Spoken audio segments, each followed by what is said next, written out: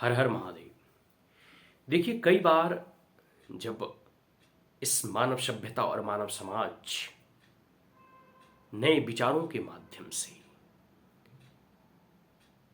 नए इंफॉर्मेशन के माध्यम से, नए ज्ञान के माध्यम से, नई नई आविष्कारों के माध्यम से अपने नवीन भविष्य को गढ़ रही होती है, उस समय, उस दौरान समाज में बहुत सारे उथल पुथल होते हैं। समाज में कई सारे ऐसे प्रश्न होते हैं जो आपको सोचने पर विवश करता है। वर्तमान समय में और अतीत में विगत कुछ वर्षों से 100-150 साल से लगातार एक फेमिनिज्म का कॉन्सेप्ट आया है। एक कुछ ऐसे थिंकर होते हैं जो नारीवाद के सिद्धांतों, नारी के प्रश्नों और महिलाओं से संबंधित ऐसी कई सारे विचारों को लेकर जो है आवाजें बुलंद करते हैं। अपनी बातों को वो रखते हैं समाज के पटल पर। अगर वह तार्किक लगता है तो समाज उसे स्वीकार करता है, अन्यथा समाज उसे अस्वीकृति प्रदान करती है। लेकिन कई बार इस अस्वीकृति और स्वीकृति में यह समाज, आप कह सकते हैं कि जो ढांचा है वो बिखरती हुई नजर आती है। भारत में कई सारे ऐसे उदाहरण आप ले सकते हैं, सती प्रथा से लेकर अभी ट्रिपल तलाक तक। नारी के उत्थान के लिए जो है सतत सरकार के द्वारा प्रयास किए जाते रहे। भारत के गौरवशाली इतिहास की अगर मैं बात करूं तो भारत में तो यहां नारी और शक्ति की पूजा और उपासना की जाती है। यहां देवी दुर्गा और कल्याणी की पूजा की जाती है। यहां चंडिका और चामुंडिका की पूजा की जाती है। यहां सीता और सावित्री जैसी आदर्श नारियां भारत में हुई हैं। लेकिन कई बार यह प्रश्न यह भी उठाया जाता है कि वर्तमान समाज में नारियों के साथ बहुत जो भेदभाव हो रहा है, उन्हें समान दर्जा नहीं दिया जाता। फिर मैं इतिहास के झरोखों से देखता हूं तो वो श्लोक याद आता है, जत्र नारी पूजन्ते रमन्ते तत्र देवता। जहां नारी की पूजा होती है, देवता वहीं निवास करते हैं। कई सारे ऐसे विचार भारत के उदाहरणों से और भारत के गौरवशाली परंपराओं और इतिहासों से सीख सकते हैं। लेकिन फिर कुछ फेमिनिस्ट ऐसे विचारों और तर्कों के साथ आते हैं कि देखिए, महिलाओं को जो है चार दीवारी में बांध कर रखा जाता है, उन्हें बस किचन तक जो है सीमित कर दिया जाता है, उनका काम और उनका योगदान सिर्फ खाना बनाना ही रह जाता है। लेकिन फिर मुझे जानना पड़ता है कि ये कुतर्क के साथ अपने तर्क दे रहे हैं जिनका कोई मायने नहीं है, जो अर्थहीन है। एक पहले जो ग्रामीण परिपाटी हुआ करती थी, उसमें हमें याद है कि पुरुष जो कठोर और जिसमें मेहनत कश लोग होते थे, तो मेहनत वाले काम करने के लिए जो है बाहर जाते थे। कई सारे ऐसे लोग होते थे जो एक प्रकार से कह सकते हो कि जो दूर दराज खेत खलिहानों में जाकर हल चलाते थे, वहाँ फसल बोते थे और फिर अन्न को लाकर जो है वो घर में रखते थे। घर की जो महिलाएं या जो औरतें होती थी वो घरेलू काम को करती थी। तो ये दोनों के एक दूसरे के सप्लीमेंट्री और कॉम्प्लीमेंट्री होते थे।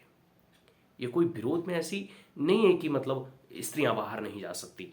आपको बिलीव नहीं होगा कि मैंने कई सारे ऐसे समाज की महिलाओं को भी देखा है जो वो पुरुषों के समानांतर जो है खेतों में भी मेहनत करती हुई दिखाई देती थी, अतीत में भी और वर्तमान में भी। आज भी ग्रामीण क्षेत्रों में आप देखेंगे तो जो रोपनी करती हैं वो अक्सर महिलाएं होती हैं और साथ साथ पुरुष भी जो है खेती बाड़ी में वो अपना अहम योगदान देते हैं। तो प्राचीन से लेके वर्तमान और आधुनिक काल तक पुरुष और महिला एक साथ जो है काम करते हुए दिखाई देते हैं। लेकिन जो फेमिनिस्ट अपने दृष्टिकोण से देखते हैं, वो इस दृष्टिकोण से देखते हैं कि महिलाओं का घर में रहना जो है एक उनका उत्पीड़न है। वास्तविकता तो ये है कि उनके पास कुछ ऐसे बायोलॉजिकल और एक प्रकार से कह सकते हो कि जो रिप्रोडक्टिव सिस्टम है, वो सिर्फ और सिर्फ ये गॉड जो है महिलाओं को दिया है। एक स्त्री ही जो है गर्भ को धारण कर सकती है। पूरे के पूरे इस समाज की संरचना, उत्पत्ति और क्रिएशन और सृजन की क्षमता सिर्फ और सिर्फ जो है गॉड सिर्फ जो है फीमेल को जो है ये प्रधान स्वरूप कह सकते हो या उनकी ब्यूटी कह सकते हो, आप जिस भी रूप में इसे लो, ये अभिशाप नहीं है।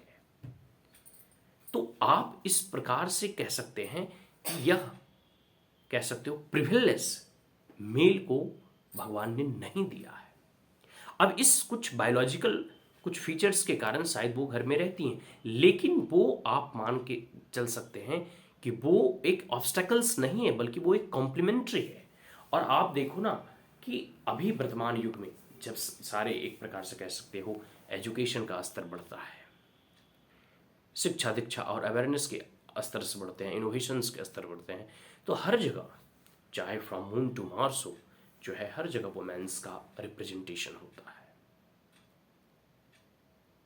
कई बार कई लोग जो है डोमेस्टिक वायलेंस का उदाहरण देते हैं, कई बार कई लोग बहुत सारी ऐसी चीज़ों का उदाहरण देते हैं।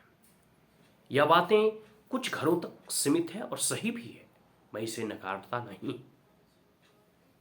लेकिन जिस रूप में पेश किया जाता है फेमिनिज्म के द्वारा, वो कहीं ना कहीं मुझे लगता है कि वो बढ़ा चढ़ा कर पेश करना है।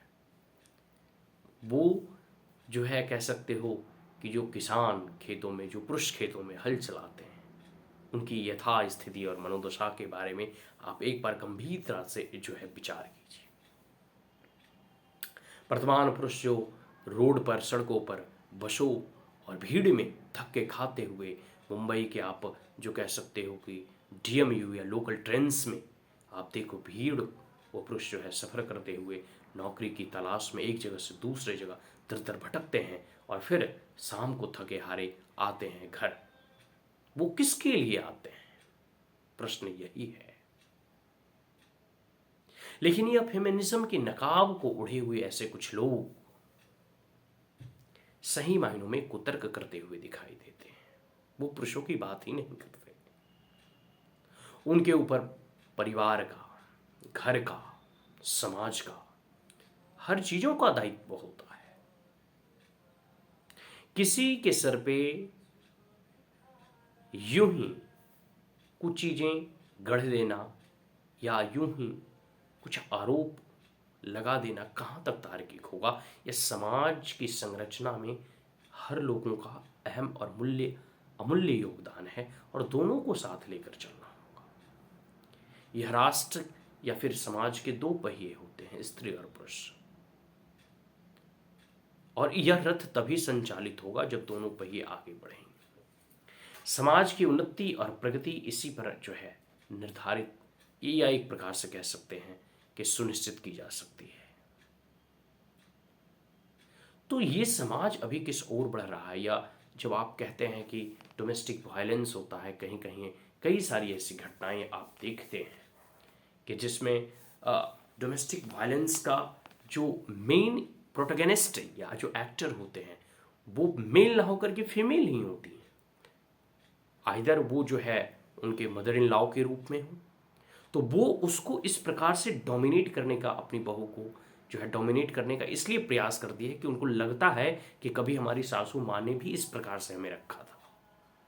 तो ये जो है साइकिल चल रहा है। तो आप मतलब कल्पना नहीं कर सकते हो कि मतलब ये समाज की पूरी जो संरचना है, इसको आप जब गहनता से देखोगे तो उत्पीड़न करने वाला और उत्पीड़ित होने वाला दोनों महिलाएं नजर आती हैं। समाज में कौन किसका उत्पीड़न, कौन किसे प्रताड़ित कर रहा है, ये एक आयाम हो सकते हैं, लेकिन इसके अलग भी एक आयाम है कि यह समाज में ये दो धुरी एक दूसरे के पूरक हैं। दोनों को जो है एक म्यूचुअल कंसेंट, म्यूचुअल कोऑपरेशन के साथ चलना होगा। एक दूसरे के विरोध में खड़ा करके नहीं, बल्कि एक दूसरे के साथ सामंजस्य स्थापित करके। आने वाले बहुत सारे ऐसे सामाजिक मुद्दे पर हम आपसे चर्चा करेंगे। आशा करता हूं कि यह वीडियो आपको अच्छा लगा हो, तो हमारे चैनल को लाइक, शेयर और सब्सक्राइब करना ना भूलें। Also press the bell icon. जय हिंद, हर हर महादेव।